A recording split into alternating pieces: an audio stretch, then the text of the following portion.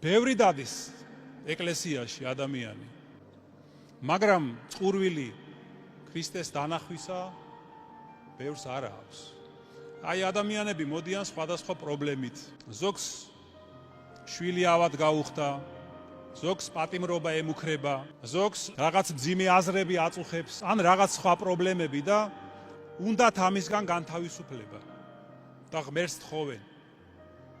მაგრამ რა იშვიათია ძმებო და დებო, რომ ადამიანს ეთქვას, რომ მე მინდა ქრისტეს დანახვა. უფალი ყოველთვის მიდის იმასთან, ვინც უფალს ეძებს, ვისაც მისი დანახვა სურს. მაგრამ როგორ უნდა დავინახოთ ჩვენ ქრისტე?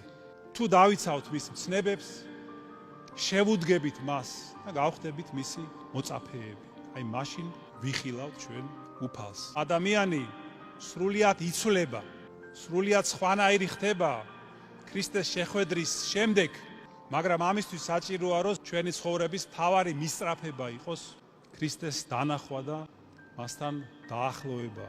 და აი მხოლოდ ესეთი ადამიანი, ვინც მიაღწევს თავისი პიროვნების ფერიცვალებას, იმკვიდრებს ღმერთის სასუფეველს.